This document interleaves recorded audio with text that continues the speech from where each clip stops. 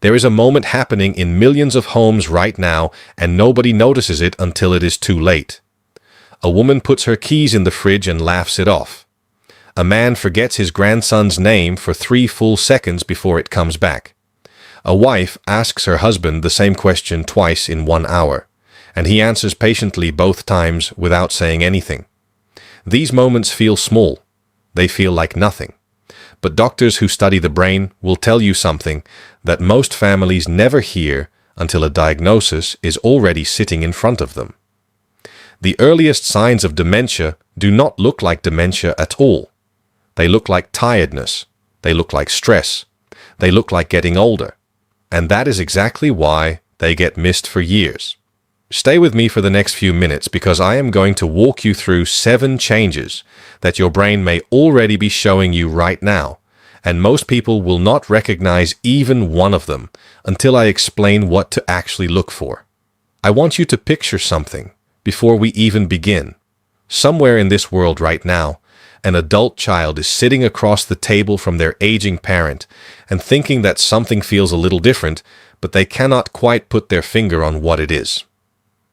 Maybe mom repeated a story she already told last week. Maybe dad got confused about which day the doctor's appointment was. Maybe nothing feels urgent enough to bring up out loud. This is how it usually starts, not with a dramatic collapse, not with a sudden loss of memory in one terrifying moment. It starts quietly with small shifts that blend into the background noise of everyday life until years later, a family looks back and realizes the signs were there the whole time. I am Dr. Watsun, and today we are going through 7 early warning signs of dementia that most people overlook completely. Some of these will surprise you because they do not involve memory at all. By the end of this video, you will know exactly what to watch for in yourself and in the people you love, and you will understand what actually separates normal aging from something that deserves real medical attention. Before we go further, I want to be clear about something important. This video is for educational purposes only, and it is not a substitute for professional medical advice, diagnosis, or treatment. If you notice these signs in yourself or in someone you care about, please speak with a qualified doctor or neurologist. Only a medical professional can properly evaluate cognitive changes and recommend the right path forward. Now let's talk about what your brain might already be trying to tell you. The first sign is memory loss that actually disrupts daily life. Everyone forgets things sometimes. You misplace your phone. You blank on an actor's name in a movie. That is completely normal, and it happens to brains of every age. What is different with early dementia is not the occasional slip. It is when a person forgets something important and then forgets it again after being reminded. It is when someone asks the same question 5 times within a single conversation because the answer simply does not stick anywhere in their memory.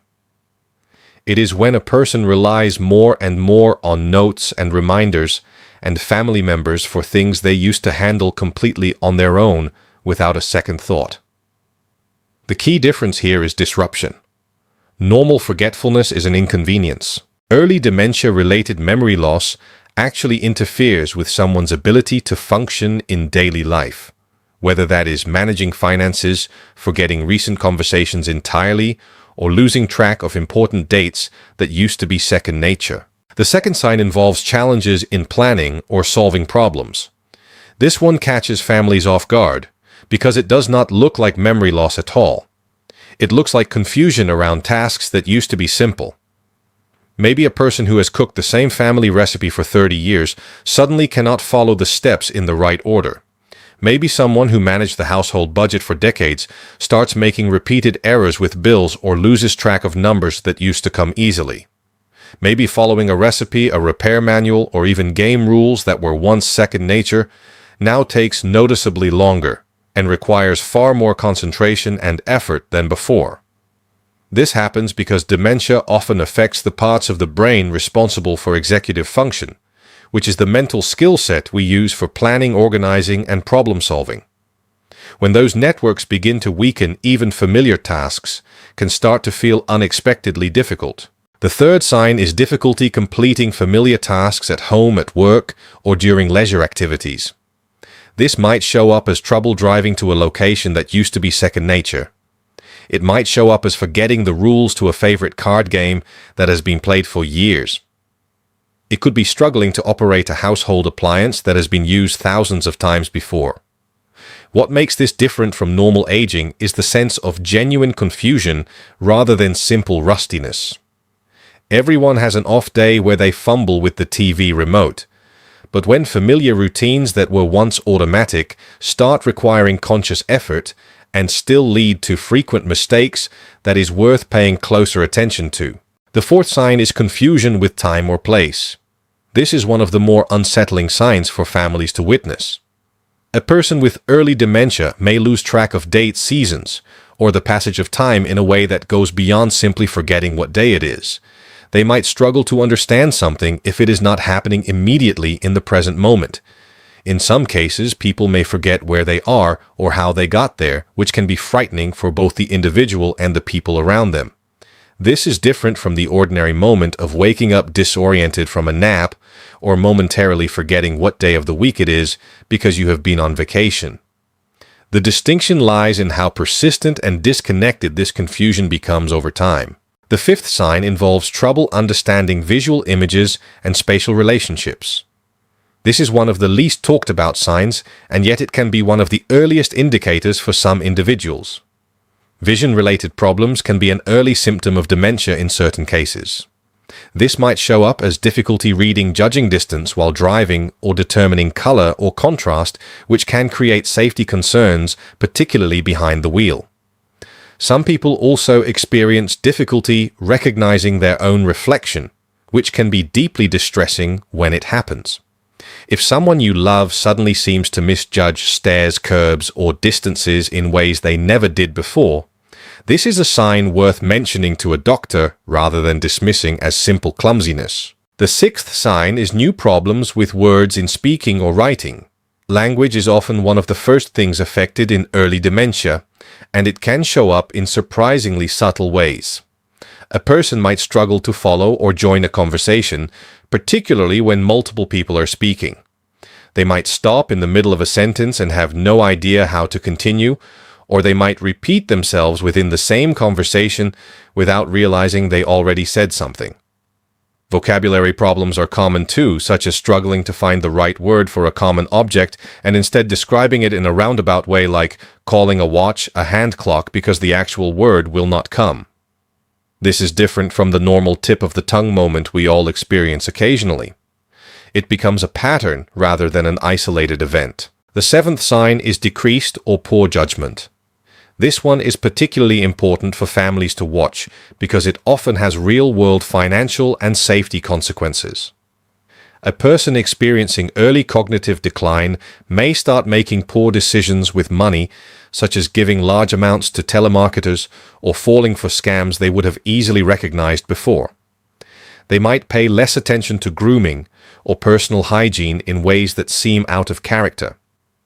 Judgment changes can also show up as inappropriate behavior in social situations, or a general decline in the kind of careful decision-making that used to define who this person was. Because judgment issues can be mistaken for personality changes or even stubbornness, families sometimes miss this sign entirely, or misinterpret it as something else going on emotionally rather than a cognitive shift worth investigating. Now, I want to add one more important pattern that often runs alongside all 7 of these signs, and that is withdrawal from work or social activities. A person developing early dementia may start to pull away from hobbies, social engagements, work projects, or sports they once loved. This often happens because they are having trouble keeping up with a favorite team's statistics, or they can no longer follow the plot of a television show the way they used to. Rather than admit that something feels harder than it should, they simply withdraw to avoid the discomfort of struggling in front of others. Alongside this, many people also experience changes in mood and personality. Individuals with dementia can become confused, suspicious, depressed, fearful, or anxious in ways that are new for them. They may become easily upset in situations outside of their usual comfort zone, or show uncharacteristic irritability when routines are disrupted. These emotional shifts are not simply someone being difficult. They are often the brain's response to a world that suddenly feels less predictable and more overwhelming than it used to. I know that some of what I just described might feel familiar. Maybe you thought of a parent while I was talking. Maybe you thought of yourself. I want to be honest with you here because this channel exists to give you real information, not to create panic. Having one of these signs occasionally does not mean dementia. Every single human brain slows down somewhat with age, and that is a completely normal part of getting older. The difference between normal aging and something more serious usually comes down to three things. Frequency, meaning how often it happens. Progression, meaning whether it is getting noticeably worse over months rather than staying the same.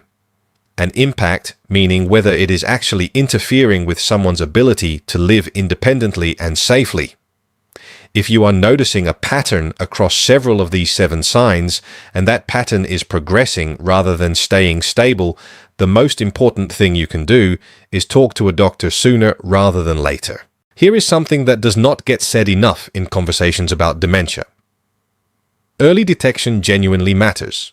While there is currently no cure for most forms of dementia catching cognitive changes, early gives people access to treatments that can help manage symptoms and, in some cases, slow progression. It gives families time to plan for the future, while the person affected can still participate meaningfully in decisions about their own care and their own life. It also allows doctors to rule out other conditions entirely. This is something people often do not realize. Vitamin deficiencies, thyroid problems, medication interactions, depression, and even something as simple as chronic dehydration can all cause symptoms that closely mimic early dementia. In some of these cases, the underlying issue is completely reversible once properly identified and treated. This is exactly why noticing these signs and seeking medical evaluation matters so much rather than assuming the worst or ignoring it altogether. You genuinely cannot know what you are dealing with until a professional takes a proper look. So, what should you actually do if you recognize some of these signs in yourself or in someone you love? The first step is simply to pay attention without panicking. Start noticing patterns rather than isolated moments. Is this happening more often than it used to? Is it getting worse over the span of months rather than staying steady? Is it starting to affect daily independence in ways that were not true a year ago? The second step is to have an honest and gentle conversation with the person involved if it is not yourself experiencing these signs. This conversation is never easy, but coming from a place of care rather than accusation tends to go much further than most people expect. The third step, and perhaps the most important one, is to schedule an appointment with a doctor. A primary care physician can conduct an initial cognitive assessment and refer to a neurologist or geriatric specialist if needed. Bring specific examples rather than vague concerns, because specific details help doctors evaluate the situation far more accurately than a general sense that something feels different. I also want to speak directly to anyone watching this who is caring for a loved one already going through this. What you are doing matters more than you probably realize on your hardest days. Caregiving for someone with cognitive decline is one of the most demanding roles a person can take on, and it is completely normal to feel exhausted, frustrated, or even grief for the version of your loved one who feels increasingly distant. Please make sure you are also taking care of yourself in this process, because you cannot pour from an empty cup, and your own health matters just as much as theirs. Brain health is not something we should only think about once problems appear. There are habits that support long-term cognitive health at every stage of life. Staying physically active supports blood flow to the brain in ways that appear to genuinely matter for long-term cognitive function. Staying socially connected appears to offer real protective benefits as well, since isolation has been linked with a higher risk of cognitive decline in multiple studies. Keeping the mind engaged through reading puzzles, learning new skills, or even picking up a new hobby later in life seems to help build what researchers sometimes call cognitive reserve. Managing conditions like high blood pressure, diabetes, and high cholesterol also plays a meaningful role since cardiovascular health and brain health are far more connected than most people realize. And prioritizing quality sleep matters more than people give it credit for, since the brain uses deep sleep to clear out waste products that build up during waking hours. None of these habits guarantee protection against dementia because there is no guaranteed protection against something we do not yet fully understand. But they represent genuinely meaningful steps that support your brain for the decades ahead. If this video gave you something valuable today, whether that was a moment of recognition, concern, or simply useful information you did not have before, I want to ask you for something in return. Hit that subscribe button right now and turn on notifications so you never miss the health information that could genuinely change how you or someone you love ages in the years ahead. This channel exists because so many people are searching for real answers about the changes happening in their bodies and their minds, and they are not getting them anywhere else. Every single subscriber helps this information reach more families who need to hear it before it is too late for them to act on it.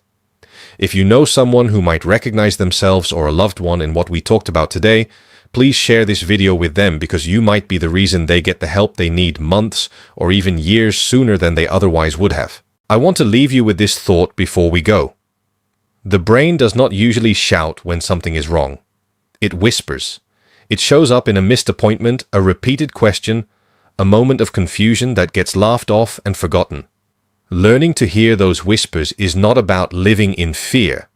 It is about giving yourself and the people you love the best possible chance at catching something early when action can still make the biggest difference. Take care of your mind the same way you would take care of your heart, because they are connected in ways science is only beginning to fully understand. If you found this video helpful, please give it a thumbs up so more people can find it, and subscribe to this channel so you never miss what comes next. I am Dr. Watsun, and I will see you in the next one.